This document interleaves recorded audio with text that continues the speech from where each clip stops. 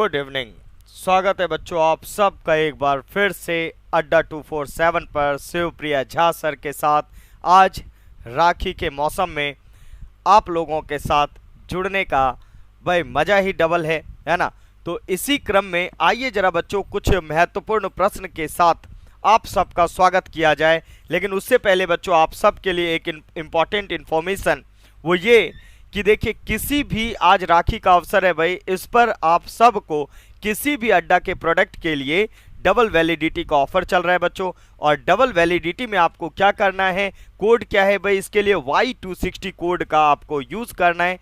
इस पर आपको मैक्सिमम अवेलेबल डिस्काउंट मिलता है। किसी भी टेस्ट सीरीज के लिए जा रहे हो या बीपीएससी के बैच के लिए या बाहुबली बैच के लिए या राजस्थान पीसीएस या उत्तराखंड पीसीएस, किसी भी बैच के लिए आप जाए या किसी भी बुकलेट या टेस्ट सीरीज के लिए Y260 कोड का यूज करिए। डबल वैलिडिटी फायदा क्या होता है, डबल वैलिडिटी पहले ये बता देते हैं बच्चों। देखिए डबल वैलिडिटी का मतलब है कि नॉर्मल यदि वॉच टाइम आपको 12 मंथ का मिल रहा है तो आज आपको 24 मंथ का है ना वॉच टाइम आपको मिलता है, डबल फायदा। ठीक है, तो Y260 कोड को याद रखना है बच्चों। चलिए बढ़ते आगे और आगे बढ़कर आपको बता दें कि भाई आपके लिए आज बहुत सारे क्वेश्चन के सीक्वेंस को लाया गया है बच्चों और पूरी स्ट्रेटजी। लेकिन उससे पहले जरा बता दें कि विजय पथ बिहार पीसीएस का जो आपका बैच है ये 25 अगस्त से शुरू होने जा रहा है प्यारे बच्चों। और टाइमिंग क्या है भाई, 6 से 9 बजे तक की टाइमिंग है। और इसको भी क्या करना है, आपको Y260 कोड के साथ ज्वाइन करिए। आज डबल वैलिडिटी का ऑफर आपको बता ही दिया है ना। तो बढ़ते हैं जरा अब प्रश्न की ओर। प्रश्न है बच्चे, पहला प्रश्न है आपके पास, top state that shows the maximum increase in mangrove cover in the state of forest report. ध्यान रखिएगा एक पॉइंट को याद रखिएगा बच्चों कि ये जो स्टेट ऑफ फॉरेस्ट रिपोर्ट है, सबसे पहले ये पॉइंट याद रखना, स्टेट ऑफ फॉरेस्ट रिपोर्ट जो है ठीक, ये हर 2 वर्ष में रिलीज होता है ना, 2 वर्ष में रिलीज होता है। तो 2019 का लेटेस्ट आया है जो कि 2020 में पब्लिश किया गया। ठीक है, 2019 का है जो कि 2020 में पब्लिश किया गया। और सुनो 2021 के एंड तक इसी के आपको फॉरेस्ट कवर को याद रखना है। तो जरा बताइए कि क्या लगता है आप सब बच्चों को। यस, और आंसर आते रहना चाहिए भाई। श्वेता जी कॉमर्स ग्रुप के नाम से जो है, मोनू जी, स्वाति जी, नवाजिश खान साहब और सभी बच्चों को गुड इवनिंग बच्चों। सबसे पहले तो भाई लाइक कर डालो, 34 लाइव है यार, लाइक और शेयर कर डालो सेशन को। और उसके बाद आज जबरदस्त तरीके से राखी के उपलक्ष्य पे पहले तो आप लोगों को हैप्पी राखी आप सभी बच्चों को, है ना। और आइए जरा इस क्वेश्चन का आंसर जरा करते हैं कि क्या है। ध्यान रखिए, top state which shows the maximum increase in mangrove cover. याद रखना मैनग्रोव कवर जो सबसे ज्यादा इंक्रीज दिखाए ना बच्चे, ये करंट से रिलेटेड आपका क्वेश्चन है। और आपको बता दें वो क्या है भाई, वो है आपका गुजरात। ध्यान रखना ओवरऑल वेस्ट बंगाल में सबसे ज्यादा मैनग्रोव है, लेकिन आपको मैक्सिमम इंक्रीज देखना है। मैक्सिमम इंक्रीज जिसमें हुआ है वो कौन सा है। दो पिछले कहें तो पिछले आपके स्टेट ऑफ फॉरेस्ट रिपोर्ट में जो सबसे ज्यादा वृद्धि पाया गया है वो कहां पाया गया बच्चों। तो करेक्ट आंसर है आपका बच्चे गुजरात। ठीक है, ओके चलिए बढ़ते हैं अगले पॉइंट पर। अगला पॉइंट है state that shows the maximum loss in forest cover.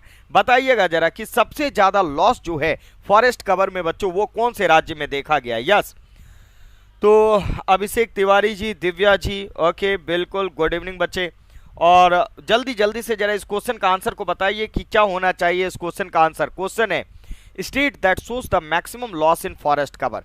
सबसे ज्यादा फॉरेस्ट कवर का लॉस जो हुआ है वो कौन से राज्य में आपको देखने को मिला है। पहला ऑप्शन है बच्चों अरुणाचल प्रदेश, दूसरा ऑप्शन है मणिपुर, तीसरा ऑप्शन है कर्नाटक और चौथा ऑप्शन है छत्तीसगढ़। और बच्चों यदि ये क्वेश्चन आपको सोचने पर मजबूर कर दे रहा है ना यार, तो बस आप ये समझ लो कि इन सब को आपको ऐसे टॉपिक को आपको करने की जरूरत है, इस पर कॉन्फिडेंस बनाने की बच्चों जरूरत है, ये आपको याद रखना है। ठीक है, तो the state that shows the maximum loss in forest cover. देख लेते हैं भाई बच्चों के क्या आंसर आ रहे हैं। कॉमर्स ग्रुप नाम से जो बच्चा है उन्होंने बताया कि सर सी। नहीं श्वेता जी नहीं। ठीक, आपको बताते हैं कि करेक्ट आंसर क्या है। मैक्सिमम लॉस जो हुआ है ना फॉरेस्ट कवर में 2000, ठीक है अभी लेटेस्ट फॉरेस्ट रिपोर्ट के अनुसार, तो आपको ध्यान रखना है करेक्ट आंसर क्या है बच्चों इसका, मणिपुर। करेक्ट आंसर क्या है भाई, मणिपुर। यह स्वाति जी ने बिल्कुल करेक्ट आंसर दिया है, good, well done Swati ji. चलिए अच्छा अगला क्वेश्चन फिर से, largest area of wetland is in which state. किस राज्य में सबसे ज्यादा वेटलैंड पाया जाता है? सबसे पहले बच्चों हम लोग क्वेश्चन को डिस्कस करेंगे, उसके बाद स्ट्रेटजी को डिस्कस करेंगे कि किस तरह से आप स्ट्रेटजी कर सकते हैं प्रिपरेशन के लिए, है ना। तो जरा बताइए, largest area of wetland is in which state? किस राज्य में सबसे ज्यादा वेटलैंड है? गुजरात, मणिपुर, ठीक है, कर्नाटका या फिर वेस्ट बंगाल? चलिए देखते हैं कि क्या है बच्चों के आंसर। यस, ओके, ठीक है, स्वाति जी का आंसर आ गया है भाई, नवाजिश खान साहब का भी आ गया है आंसर। तो देख लेते हैं बच्चों, और जितने भी बच्चे जुड़ते चल रहे हैं यार, लाइक और शेयर सेशन को करते रहिएगा, ठीक है। तो देखते हैं मैक्सिमम वेटलैंड जो है बच्चे ये कहां पर है। आज इसमें बहुत सारे आपको अलग अलग वैरायटी के क्वेश्चन मिलेंगे जो आपके ओवरऑल जीएस के लिए बहुत जरूरी है, ठीक है। तो लार्जेस्ट एरिया ऑफ वेटलैंड कौन से राज्य में देखा गया है भाई, तो आपको बता दें बच्चे, करेक्ट आंसर क्या है आपका, वही सेम आपका गुजरात। तो जिन्होंने भी गुजरात आंसर दिया है उनका बच्चों करेक्ट आंसर है। आइए अगले प्रश्न पर। Top state in term of increase in forest cover, forest cover बढ़ने के मामले में, फॉरेस्ट कवर बढ़ने के मामले में टॉप स्टेट कौन सा है? इंक्रीज, याद रखना वर्ड इंक्रीज, इंक्रीज जो हुआ है फॉरेस्ट कवर वो कौन से राज्य में? पहला ऑप्शन है आंध्र प्रदेश, दूसरा ऑप्शन है हिमाचल प्रदेश, तीसरा ऑप्शन है बच्चों कर्नाटका, चौथा ऑप्शन है केरला। बताइए करेक्ट आंसर क्या होना चाहिए बच्चों? यस, और देखे भाई नवाजिश खान साहब का, अच्छा पिछले क्वेश्चन का आंसर दियो बच्चे, श्वेता जी ने भी पिछले का, भाई इस क्वेश्चन का आंसर दीजिए और साथ साथ बच्चों एकदम करेक्ट आंसर आप लोगों को करना है। तो आइए जरा देखें, top state in term of increase in forest cover, forest cover के बढ़ोतरी के मामले में टॉप स्टेट कौन सा है पिछले स्टेट ऑफ फॉरेस्ट रिपोर्ट के अनुसार? तो ध्यान रखिए करेक्ट आंसर है बच्चों कर्नाटका। और सुनो, उससे पिछले वाले स्टेट ऑफ फॉरेस्ट रिपोर्ट में था आंध्र प्रदेश, लेकिन इस वाले में कौन सा है भाई? कर्नाटका आपका, ठीक है, ये याद रखना है। चलिए बढ़ते हैं अगले प्रश्न की ओर बच्चों। अगला प्रश्न है, which of the following state has got the largest forest cover in term of percentage? Percentage पूछा गया है बच्चों, याद रखिएगा, परसेंटेज विथ रेस्पेक्ट टू इस ज्योग्राफिकल एरिया, ज्योग्राफिकल एरिया के बेसिस पर आपको परसेंटेज बताना है। ध्यान रखना, यहां पर एरिया नहीं पूछा है, यहां पर परसेंटेज पूछा है कि टोटल एरिया का परसेंटेज मैक्सिमम फॉरेस्ट एरिया कहां पर है। Option A Assam, option B Sikkim, option C Tripura, option D Mizoram. तो बच्चों के जरा आंसर को देखना चाहिए भाई, कौन कौन सा आंसर आ रहा है, क्या क्या आंसर आ रहा है बच्चों के। यस, तो विकास जी ने, अच्छा विकास जी पिछले क्वेश्चन का आंसर बताए थे बच्चे, अब जरा इस क्वेश्चन का आंसर बताइएगा, ठीक है, कि क्या है करेक्ट आंसर इस क्वेश्चन का। तो आइए जरा देखें, Which of the following state has got the largest forest cover in term of percentage? तो आपको बता दें कि करेक्ट आंसर क्या है भाई, करेक्ट आंसर है यस, बिल्कुल नवाजिश और स्वाति जी और विकास जी बिल्कुल सही है, मिजोरम करेक्ट आंसर है आपका बच्चों, मिजोरम, ठीक है, बिल्कुल सही, गुड। बढ़ते हैं अगले प्रश्न की ओर। अगला प्रश्न, 5 क्वेश्चन आपको, ठीक है, लेटेस्ट करंट से रिलेटेड, मतलब जो आपके एग्जाम में आने लायक है वो आपको बताया। अब याद रखिएगा बीपीएससी के एग्जाम में बस 5th एक ऑप्शन है जिसको हम अभी नहीं लाए, वो इसलिए नहीं लाए हैं ताकि आपको जब स्ट्रेटजी बताई जाए उसमें उस पॉइंट को इंक्लूड किया जाए कि किस तरह से 5th option none of the above more than one को खेला जाए, है ना। तो देखिए प्रश्न है अगला बच्चों, क्या कॉन्स्टिट्यूशन 71st अमेंडमेंट एक्ट 71वां संवैधानिक संशोधन 1992 में अमेंडेड द 8th शेड्यूल, 8वीं अनुसूची को बच्चे इसने अमेंड कर दिया, so as to include which language या लैंग्वेजेस, किस लैंग्वेज या लैंग्वेजेस को इंक्लूड किया है इसमें। पहला है बच्चों कोंकणी, दूसरा है नेपाली, तीसरा है मैथिली, चौथा है ऑल ऑफ द अबव। बताइए क्या लगता है। और ऐसे प्रश्न आपके एग्जाम में बार बार पूछे जाते हैं, बस एक ही क्वेश्चन, आपको एक ही पॉइंट को याद रखना है कि कॉन्सेप्ट को बिल्ड करना है, ठीक है। तो चलिए देखिए कैसे। देखिए भारत के संविधान का 71वां संवैधानिक संशोधन, शॉर्ट में कहें तो 71st कॉन्स्टिट्यूशनल अमेंडमेंट जो 1992 में किया गया, ये किसके लिए जुड़ा है, किसके लिए जुड़ा है। आप बच्चों के लिए बता दें कि भाई भारत के, है ना, 8वें शेड्यूल में लैंग्वेज के बारे में, भाषाओं के बारे में है। उन भाषाओं में 3 नई भाषाएं जोड़ी गई बच्चों, और वो भाषाओं का नाम याद रखिए नमक, NMK शॉर्ट में कहें तो। N फॉर बच्चे नेपाली, M फॉर याद रखना है मणिपुरी, और K फॉर कोंकणी। तो ये बन गया आपका नमक, यानी कि नेपाली, मणिपुरी, कोंकणी, यानी all of the above. Correct answer क्या है बच्चों, ऑल ऑफ द अबव आपका करेक्ट आंसर है, ठीक है। चलिए बढ़ते हैं नेक्स्ट प्रश्न की ओर। अगला प्रश्न है भाई, who called the preamble as political horoscope of Indian constitution, किसने कहा प्रियम्बल को, प्रस्तावना को किसने कहा बच्चे? पॉलिटिकल हॉरोस्कोप इंडियन कॉन्स्टिट्यूशन का। ठीक है, हिंदी में कहें तो किसने प्रस्तावना को भारतीय संविधान की राजनीतिक कुंडली कहा? पहला ऑप्शन है ठाकुर दास भार्गव, दूसरा ऑप्शन है A.N. पाखली वाला, तीसरा ऑप्शन है बच्चे K.M. मुंशी और चौथा ऑप्शन है जवाहरलाल नेहरू। तो बताइए बच्चों की क्या लगता है पॉलिटिकल हॉरोस्कोप किसने कहा? करेक्ट आंसर बताइएगा जरा, देखें भाई कौन कौन बता रहे हैं। हमारे किशन जी ने बताया कुछ, अच्छा वेल डन, बहुत बढ़िया भाई, गुड। और यार तुम लोग लाइक शेयर एकदम करते रहो यार, तुम लोग 33 35 लाइव हो, थोड़ा लाइक शेयर ठोक डालो पहले भाई। हाँ, इससे क्या रहता है ना, मैक्सिमम रिच बन जाती है ना आपके सर का ये जो पूरा कॉन्सेप्ट वाला क्वेश्चन है, कम से कम लोगों तक पहुंचना तो चाहिए ना बच्चों। जो बच्चे हम लोगों से नए नए जुड़ रहे हैं उनको पता तो चलना चाहिए ना, है ना। चलिए जरा देखें, who called the preamble as political horoscope of Indian constitution? तो यस, देखें स्वाति जी का, नवाजिश खान साहब का और हमारे किशन जी का आंसर आया है। करेक्ट आंसर है बच्चे K.M. मुंशी। करेक्ट आंसर क्या है बच्चों? K.M. Munshi is the correct answer, आपको ये याद रखना है। ठीक है, ऐसे ही तमाम अगले प्रश्न को भी देखिएगा जरा। Which act provide for establishment of reserve bank of India? Reserve bank of India की स्थापना के लिए कौन सा एक्ट है? पहला ऑप्शन है गवर्नमेंट ऑफ इंडिया एक्ट 1919, दूसरा ऑप्शन है बच्चे गवर्नमेंट ऑफ इंडिया एक्ट 1935, तीसरा ऑप्शन है गवर्नमेंट ऑफ इंडिया एक्ट यानी इंडियन इंडिपेंडेंस एक्ट 1947, या फिर बच्चों नन ऑफ द अबव। बताइए क्या लगता है आप सबको? ठीक है, और नवाजिश खान साहब क्या हुआ भाई, ये बताओ नवाजिश। हाँ, चलिए थोड़ा बढ़ते हैं बच्चों जरा अगले पॉइंट की ओर, और अगले पॉइंट पर जरा देख लेते हैं कि क्या है इस क्वेश्चन का करेक्ट आंसर। यस, तो आंसर आना शुरू हो चुका है भाई। देखिए बहुत सिंपल है, रिजर्व बैंक ऑफ इंडिया कब बनाया गया बच्चों? आप जानते हैं 1 अप्रैल को बनाया गया, 1 अप्रैल 1935 को। तो ऑब्वियस है किससे? गवर्नमेंट ऑफ इंडिया एक्ट 1935 से बना। गवर्नमेंट ऑफ इंडिया एक्ट 1935 से बना, कहानी खत्म। ठीक है, अगला आइए, 8th शेड्यूल, अभी जिस पर बात चल रही थी हम लोगों की, है ना भाई। 8th schedule of constitution of India originally had how many languages? Hindi में कहें तो भारत के संविधान की 8वीं अनुसूची बच्चे मूल रूप से कितनी भाषाएं इसमें शामिल थी? पहला ऑप्शन है 12, दूसरा है 14, तीसरा है 16, चौथा है 22।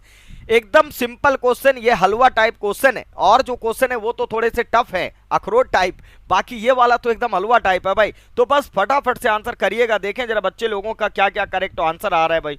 ठीक है, yes, 8th schedule of constitution of India originally had how many languages? तो ध्यान रखिए बच्चों, इसमें करेक्ट क्या है? ओरिजिनली था 14 लैंग्वेज, 15वीं लैंग्वेज जोड़ी गई थी बच्चों, कौन सी? सिंधी, बाद में, है ना, सिंधी। और फिर अभी जो आपको बताया था 1992 में 3 लैंग्वेज, नमक, 3 हो गए, यानी नेपाली, मणिपुरी, कोंकणी हो गए 18। अब इसके बाद बच्चों आपको ध्यान रखना है, लेटेस्ट जो 4 लैंग्वेज जुड़ी हैं वो हैं BDMS, फुल फॉर्म कहें बोडो, डोगरी, मैथिली, संथाली। कुल मिलाकर हो गए भाई 22। आज के वक्त में 22 लैंग्वेज हैं। आज के वक्त में बच्चों कितने हैं? 22 लैंग्वेज हैं, लेकिन ओरिजिनली कितने थे? 14 लैंग्वेज थे, ये आपको याद रखना है। ठीक है, ओके, बढ़ते हैं अगले प्रश्न की ओर। अगला प्रश्न है बच्चों, अगला प्रश्न आप देख रहे हैं, विच of the following is the ultimate defender guardian of the fundamental right? ठीक है, हिंदी में कहें तो कौन है मौलिक अधिकार का अंतिम गारंटर? पहला ऑप्शन सुप्रीम कोर्ट, दूसरा ऑप्शन संसद यानी पार्लियामेंट, तीसरा ऑप्शन है भारत के लोग, चौथा ऑप्शन है भारत के राष्ट्रपति यानी प्रेसिडेंट ऑफ इंडिया। बताइए क्या लगता है आप सबको? ठीक है, अंबिका सक्सेना जी, अच्छा पिछले क्वेश्चन का बताए थे बच्चे, अब इस क्वेश्चन का बताइए यार आप लोग, सभी के सभी बच्चे लोग जल्दी जल्दी जरा आंसर देखें आप लोगों के क्या आ रहे हैं। क्वेश्चन है, और ये सब अल्टीमेट क्वेश्चन है बच्चों, ये सब एग्जाम में आए हुए क्वेश्चन है, आप लोगों को ये याद रखना है। ठीक है, ओके, और अभी पूरी स्ट्रेटजी को भी चर्चा करी जाएगी। तो जरा देखते हैं, विच of the following is the ultimate defender of the fundamental right?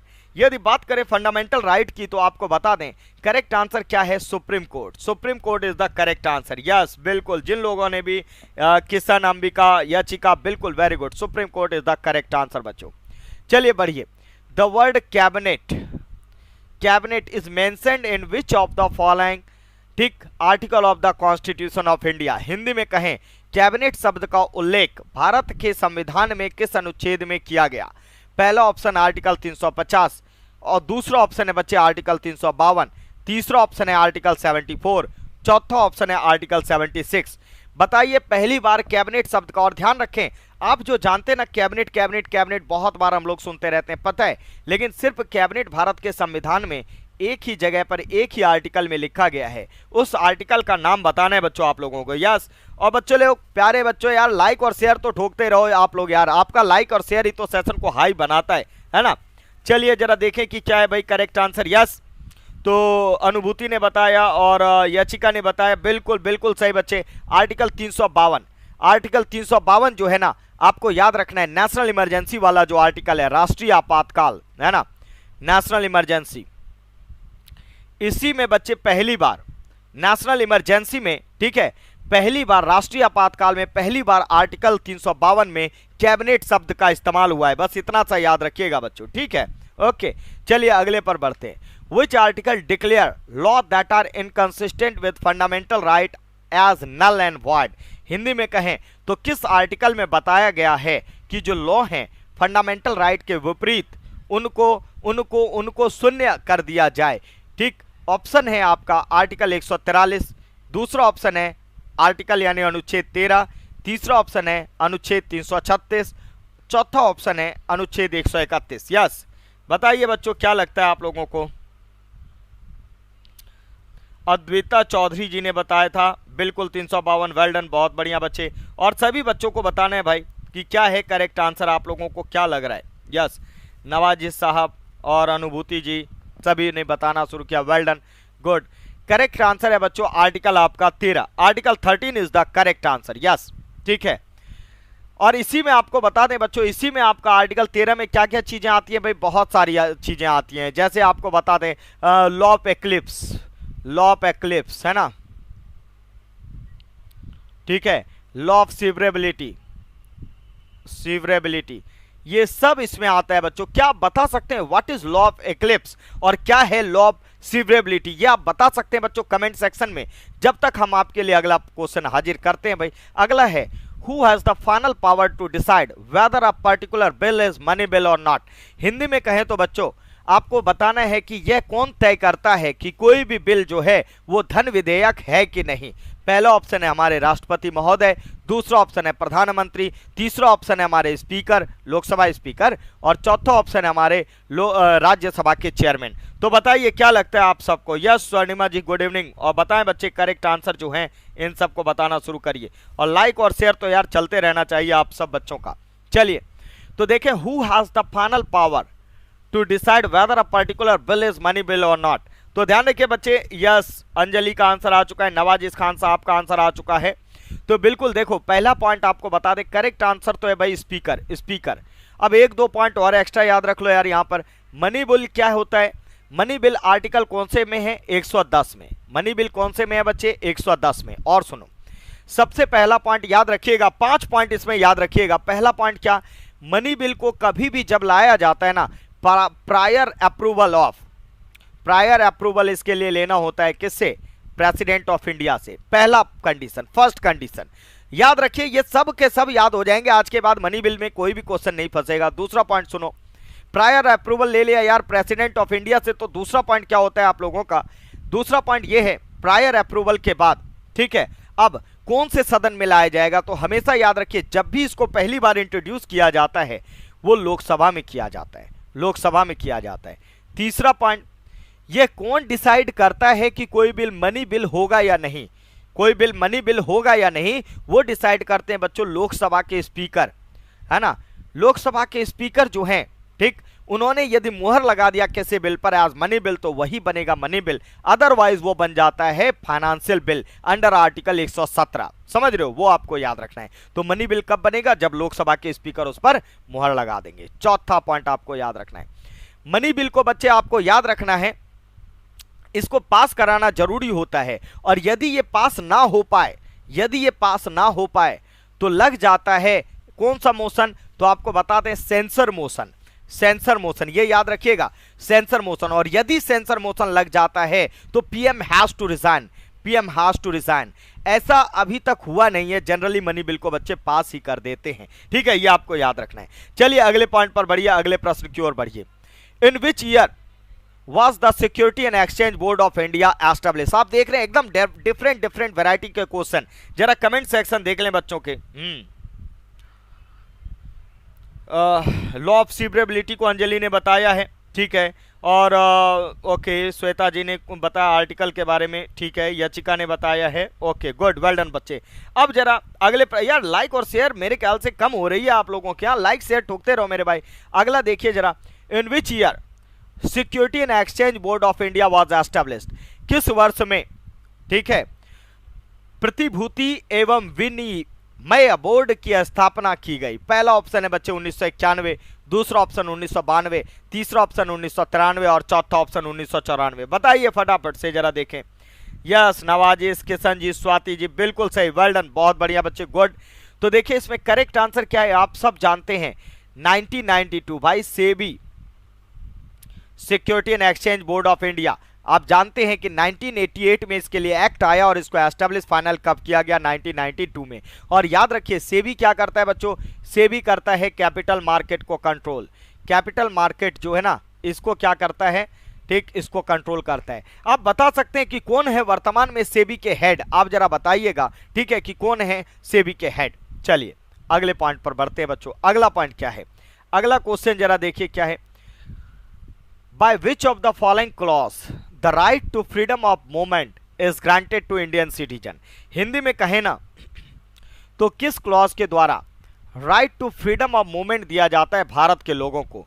पहला ऑप्शन है बच्चों आर्टिकल 19वें का फर्स्ट का सी पार्ट, या फिर बी पार्ट, या फिर ए पार्ट, या फिर डी पार्ट। आपको बताना है फ्रीडम ऑफ मूवमेंट जो है भारत में सिटीजन को जो दिया जाता है वो कौन से अनुच्छेद के तहत। यस चलिए पिछले का क्वेश्चन का आंसर सभी लोग बता रहे हैं, बहुत बढ़िया भाई, जबरदस्त, गुड, वेल डन। चलिए ओके, तो देखिए भाई इसका करेक्ट आंसर क्या है, right to freedom of movement, है ना। यस श्वेता जी ने पहला आंसर किया है। चलिए आपको बता दें freedom of movement, freedom of movement का करेक्ट आंसर है बच्चे आर्टिकल 19 का 1 का स्मॉल डी पार्ट। और यहां पर याद रखिएगा फ्रीडम ऑफ मूवमेंट, घूमने की स्वतंत्रता का मतलब आपको एब्सोल्यूट स्वतंत्रता नहीं होती कभी भी, यह याद रखिए। मतलब भारत सरकार ने यदि कहीं पर भी लगा रखा है कि इधर ना जाएं उधर ना जाएं, हम लोगों की सबसे बड़ी आदत होती है उधर ही जाकर झांकेंगे, समझ रहे हो ना। मान लो कहीं पर किसी कारणवश दे रखा है इधर ना जाए, हम लोग वहीं घुसेंगे, वहीं घुसेंगे तो बस फिर क्या है, फिर तो मजा लो, कुछ प्रॉब्लम हुई तो फिर मजा लो, फिर फ्रीडम ऑफ मूवमेंट का, ठीक है, ओके। बढ़िया, अगले प्रश्न पर। अगला है which of the following right is considered as soul of the fundamental right. Hindi में कहें तो किसको मौलिक अधिकारों की आत्मा माना जाता है। पहला ऑप्शन है बच्चे राइट टू इक्वलिटी, दूसरा है राइट टू फ्रीडम, तीसरा है राइट टू कॉन्स्टिट्यूशनल रेमेडी, चौथा है राइट अगेंस्ट एक्सप्लॉयटेशन। एकदम सिंपल सा क्वेश्चन, बहुत सिंपल, कई बार ये पूछा गया है। चलिए बताइए। अच्छा याचिका ने बताया अजय त्यागी चेयरमैन सर, बहुत बढ़िया, well done well done, good good. चलो भाई जरा देखें, ठीक, सोल ऑफ फंडामेंटल राइट किसको कहा जाता है, तो जरा देख लेते हैं भाई क्या है।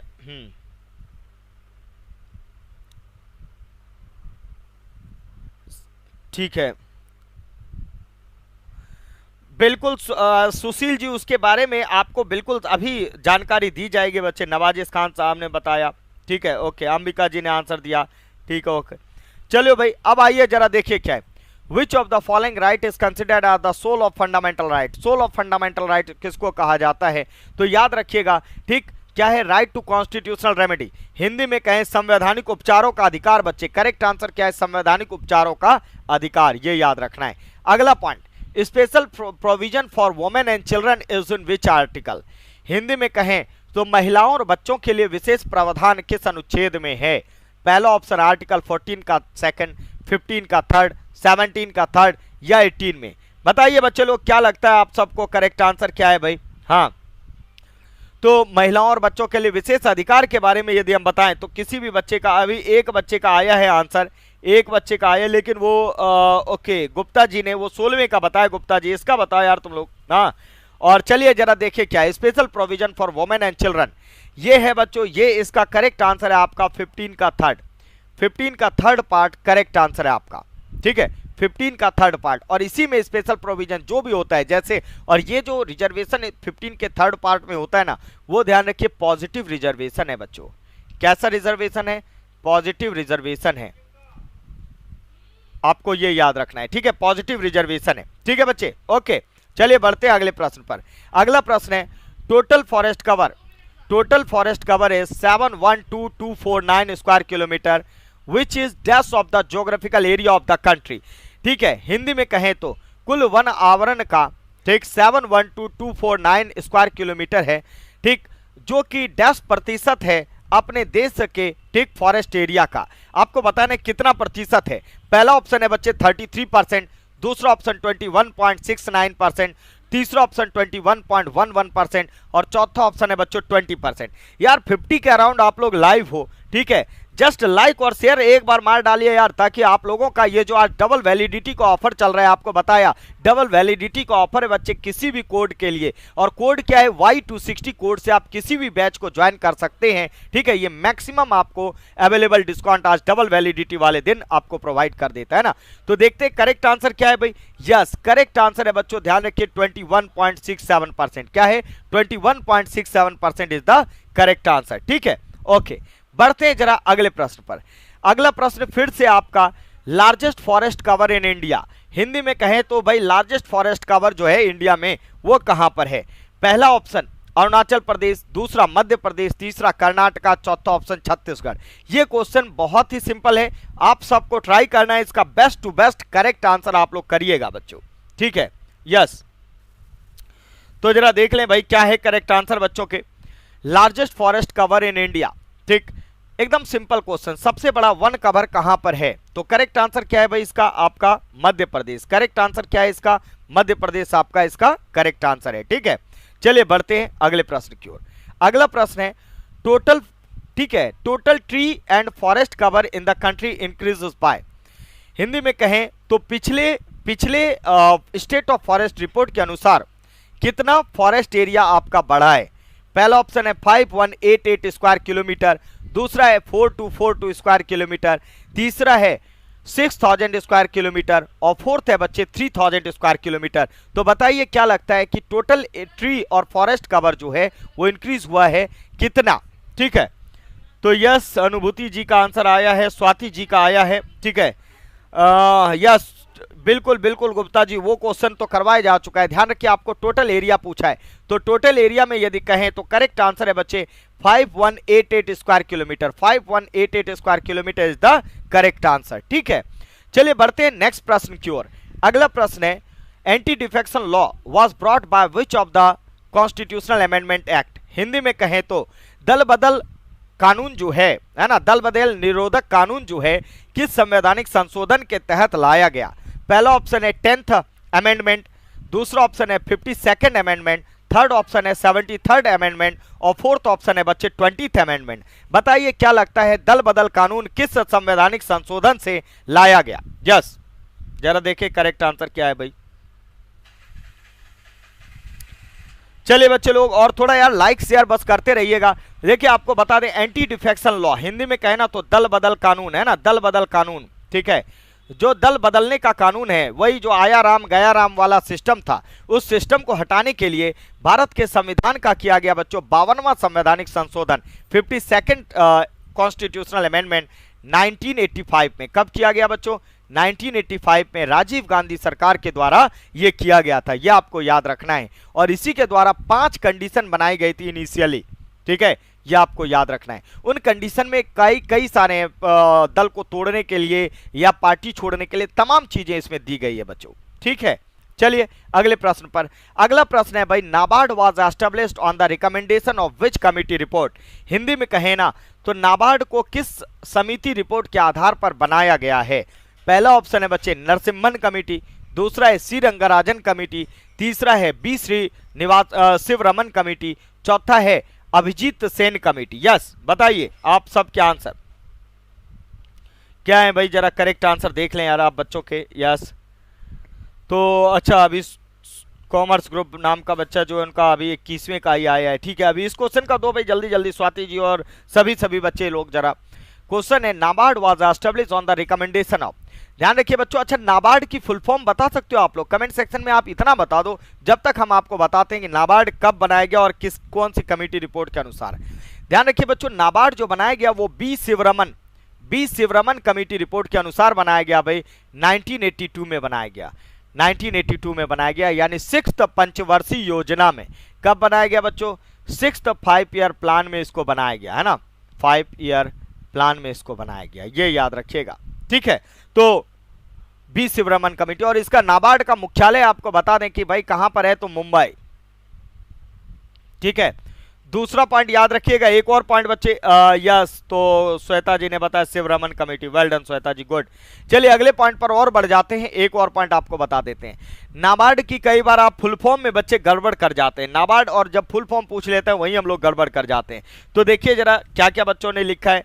अंजलि ने लिखा है national bank for agriculture research and development, ठीक है, ओके। तो आ जाओ जरा देख लेते हैं, national national bank for agriculture research and development, NABARD है। तो जिन बच्चों ने ये आंसर दिया है, चाहे वो अंजलि जी हो या फिर हमारे स्वाति जी, ठीक, इन सभी बच्चों ने जिन्होंने करेक्ट आंसर दिया उनका करेक्ट है भाई। अगले प्रश्न पर इसी बात पर बढ़ते हैं। अगला प्रश्न है बच्चों, RRB was established, regional rural bank, क्षेत्रीय ग्रामीण बैंक को जो बनाया गया वो किसके रिकमेंडेशन पर?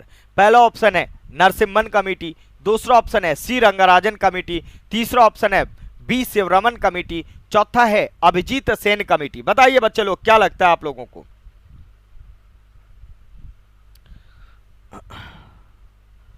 यस यस गुप्ता जी, बिल्कुल बिल्कुल भाई। अब जरा इस क्वेश्चन का आंसर बताओ यार। RRB was established on the recommendation of which of the following committee report? किस कमेटी रिपोर्ट के आधार पर आरआरबी को बनाया गया? Narasimhan committee, C Rangarajan committee, B Shivaraman committee या अभिजीत सेन कमेटी? तो बच्चों आप सबको बता दें करेक्ट आंसर है भाई आपका, ठीक है, आरआरबी रीजनल रूरल बैंक, क्षेत्रीय ग्रामीण बैंक को जो बनाया गया नरसिम्हन कमेटी रिपोर्ट के अनुसार, नरसिम्हन कमेटी रिपोर्ट के अनुसार बनाया गया बच्चों। और सुनो, पहला जो आरआरबी बनाया गया था ना 2 अक्टूबर 1975 को आपका बनाया गया था, और वो था आपका प्रथमा बैंक, वही जिसका मुख्यालय मुरादाबाद है ना, प्रथमा बैंक आपका पहला आरआरबी था, ठीक है, ये याद रखिएगा, क्षेत्रीय ग्रामीण बैंक। आप कमेंट सेक्शन में बता सकते हैं कि आरआरबी में अलग अलग हिस्सेदारी को डिसाइड किया गया, तो वो अलग अलग हिस्सेदारी किसकी कितने % की है, यह आप कमेंट सेक्शन में लिखिएगा बच्चों। जब तक आपके लिए अगला प्रश्न है, constituent assembly met for the first time in, Hindi में कहें तो, ठीक है, पहली बार संवैधानिक सभा की बैठक जो हुई थी वो कहां हुई थी? न्यू दिल्ली, कोलकाता, इलाहाबाद, पुणे। बताइए बच्चे लोग करेक्ट आंसर क्या है? यस, ठीक है, ओके, बताओ भाई, बताओ जल्दी जल्दी। यस, तो ध्यान रखिए बच्चों, कॉन्स्टिट्यूएंट असेंबली जो पहली बार मिली थी, है ना, वो कब? 9 दिसंबर 1946 को संवैधानिक सभा, और इनके इंतरिम चेयरमैन थे, आपको बताया था सच्चिदानंद सिन्हा, ठीक है। इंटरिम प्रेसिडेंट बताया था, टेम्पररी प्रेसिडेंट। फिर परमानेंट प्रेसिडेंट किनको चुन लिया गया भाई? 11 दिसंबर 1946 को ही चुन लिया गया, राजेंद्र प्रसाद जी को। और जो पहली मीटिंग हुई थी कॉन्स्टिट्यूएंट असेंबली की, वो कहां हुई थी बच्चों? न्यू दिल्ली में। तो करेक्ट आंसर यहां पर क्या है भाई? Option A, new Delhi.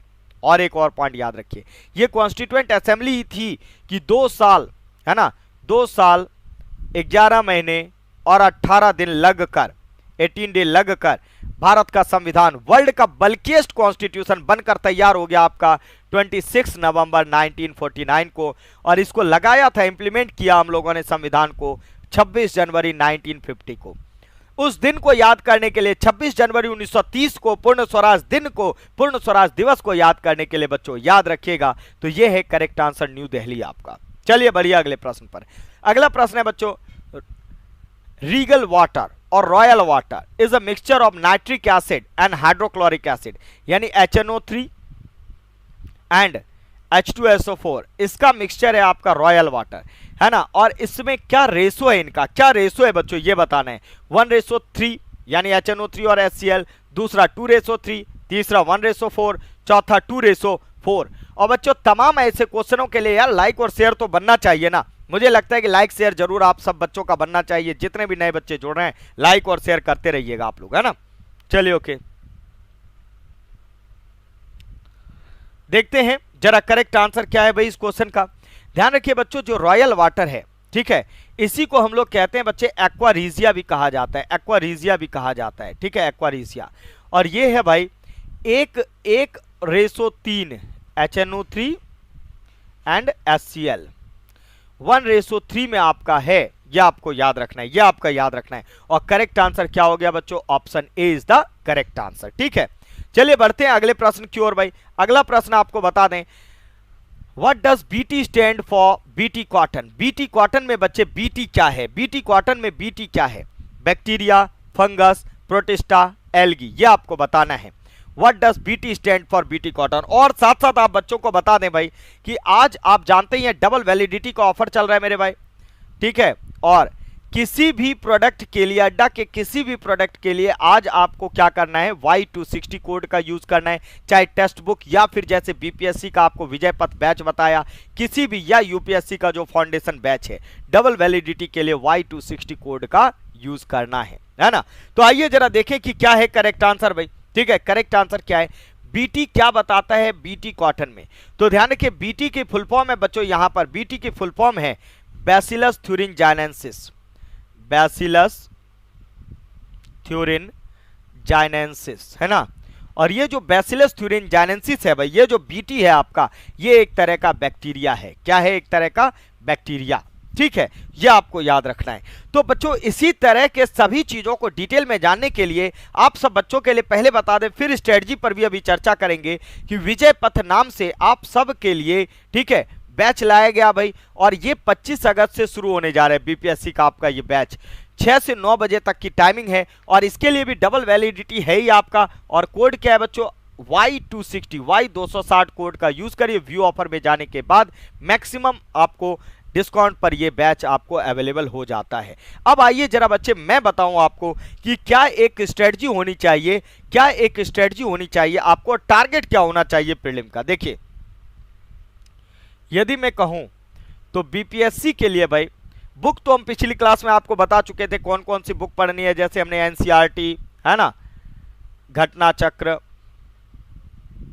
चक्र, ये सब हमने बता दिया था आपको। ठीक है, क्या कहां से क्या क्या पढ़ना है, क्लास नोट्स, ये सब हम बता चुके थे। ठीक है, ओके, ये सब बता चुके थे। अब आइए जरा कट ऑफ पर चर्चा आज कर लेते हैं। 108 नंबर जनरल कैटेगरी के लिए कट ऑफ गया था, है ना। ठीक है, अब आपको याद रखना है, जनरल कैटेगरी मेल की बात कर रहे हैं और बाकी तो आप समझ रहे हैं उससे कम है, ऑब्वियस है। अपने आप जैसे फीमेल 100 था तो अपने आप अपने अकॉर्डिंग देख सकते हैं आप। 108। अब यहां पर क्या है भाई, 120 का आपको टारगेट करके चलना है। 120 का टारगेट करके चलना है, जिसमें से बच्चे जो एक्सपेक्टेड है, क्योंकि वैकेंसी इस बार जो आ रहे है ना, जो एक्सपेक्टेड है कि भाई बहुत अच्छी खासी 1300 के आसपास की वैकेंसी आनी है। जब इतनी एक्सपेक्टेड है तो ऑब्वियस है कट ऑफ तो डाउन जाएगा, लेकिन फिर भी आपको यह सोचकर नहीं चलना है कि कट ऑफ डाउन ही जाएगा। आपको क्या करना है भाई, 120 का टारगेट लेकर चलना है। इसमें किन चीजों को स्ट्रॉन्ग करना है? 35 नंबर हिस्ट्री, लगभग वही 35 नंबर आपका करंट अफेयर, 30 क्वेश्चन यानी 30 नंबर आपका साइंस, 100 मार्क्स आपके हो गए। अच्छा, इसके बाद बिहार जीके बहुत इंपॉर्टेंट है बच्चे। बिहार जीके के लिए भी आपका एक सेपरेट बैच है जिसको आज डबल वैलिडिटी है ही, Y260 Bihar GK special batch. जब आप अड्डा के स्टोर पर सर्च करते हैं बिहार जीके स्पेशल बैच, है ना, तो आपको ये स्पेशल बैच, ये जो है ये अभी 2 दिन पहले शुरू हुआ है और Y260 कोड से डबल वैलिडिटी है। तो आज ये आपको कितने का, 505 का अवेलेबल हो जाएगा और ऐप के थ्रू आने पर और भी एक्स्ट्रा आपको डिस्काउंट इस पे मिल जाता है। अब बिहार जी के हो गया, ये लगभग 15 क्वेश्चन हो गए। ठीक है, फिर आपके स्टेट्स वाले हैं 10 क्वेश्चन 10 मार्क्स के, है ना। ठीक है, ये आपका कोर एरिया हो गया। इसके बाद आप बचा लगभग आप समझिए ना कितना हो गया, 100, 115, 125 मार्क्स ही हो गए। बाकी 25 मार्क्स में आपके और रेस्ट 3 सब्जेक्ट रहते हैं। ये याद रखिए, ये आप पुराना पिछला आप रिकॉर्ड उठाकर देख लीजिए। ठीक है, अब जरा कमेंट सेक्शन पर आ जाए और देखें। अच्छा, गुप्ता जी कहे कि सर 66 में बीपीएससी का हम मेंस देकर आए हैं सर, पेपर ठीक नहीं हुआ था हमारा। कोई बात नहीं गुप्ता जी, अच्छे से मेहनत करिए भाई। पिछली बार नहीं हुआ, इस बार बहुत अच्छा चांस है, आप खुद भी जानते हैं। देखो गुप्ता जी, आपको बता दें, पिछली बार लगभग हमने बहुत सारे जो बैचेस को हमने अभी पढ़ाया था पिछली बार मेंस वाला, उनमें से कई बच्चों ने दिया है। तो आपको बताएं कि 66वें बीपीएससी में, ठीक, 691 पोस्ट थी, ठीक है ना, और उसमें भी कई सारे आप जानते हैं कि कट ऑफ कितना गया था, बहुत कुछ चीजें हैं जो मेंस का आप दिए हैं, अब उसका रिजल्ट अवेटेड है। ऐसे 67th में वैकेंसी ज्यादा आने के चांस है बच्चे, और मेहनत करते रहिए यार, मेहनत करते रहेंगे तो होगा जरूर, ठीक है। चलिए और देख लें भाई, और किस बच्चे का क्या है। हाँ यस, महादेव ने कहा कि सर बिल्कुल कोई बात नहीं, इनको बताया चुमन को, ठीक है, ओके। अब अगले पॉइंट पर आइए बच्चों, और अगले पॉइंट पर आकर जरा जानते हैं, ठीक है भाई। तो ये टोटल आपको बताया, ये मैक्सिमम पार्ट है, और जब अपने गुप्ता जी देकर आए एग्जाम तो ये समझते होंगे कि हाँ सर ये ऐसा ही पैटर्न रहता है आपका। बस 5th ऑप्शन आपका नन ऑफ द अबव और मोर देन वन वाला जो है ना, वो बड़ा खतरनाक वाला पार्ट आपका रहता है। उसके लिए भी आपको क्लास में तमाम चीजें बताई जाती है हर फैकल्टी मेंबर के द्वारा। और बच्चों जैसा कि बताया कि भाई आपका डबल वैलिडिटी का ऑफर चल रहा है, तो यूज करिए इस बैच को, विजय पथ को, जो 25 तारीख से स्टार्ट हो रहा है। और कोड क्या है भाई, Y260 कोड। आज आपका डबल वैलिडिटी ऑफर अवेलेबल है बच्चों। चलिए आज के लिए जुड़ने के लिए थैंक यू आप सब बच्चों का। और क्वेश्चन की सीरीज भी हम प्रॉपर आप लोगों के लिए लेकर आए थे, आपने देखा ये सारे प्रश्न आप लोगों ने अच्छे से सॉल्व किया बच्चों, ठीक है। तो अब आज के लिए इतना ही रखते हैं भाई, अगली क्लास पर हम लोग मिलेंगे और जानेंगे ऐसे ही कुछ और क्वेश्चनों को। और जब तक के लिए बैच में भी आप लोग एनरोल करिए, ताकि बेहतर से बेहतर और आप लोग जान पाए। ये विजय पथ का बीपीएससी का टारगेट 12 दिसंबर का बैच है, और ये डबल वैलिडिटी आपको बता ही दिया क्या है इसमें, Y260 से कैसे होता है, ये तमाम चीजें बच्चों बता दी गई। चलिए थैंक यू आप सबका जुड़ने के लिए, thank you to all of you, take care, bye bye, और हैप्पी राखी आप सबको बच्चों।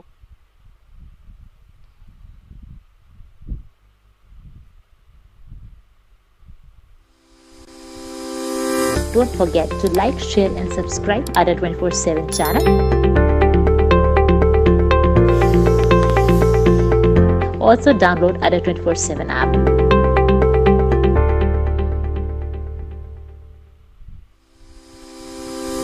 Don't forget to like, share and subscribe Adda 24/7 channel. Also download Adda 24/7 app.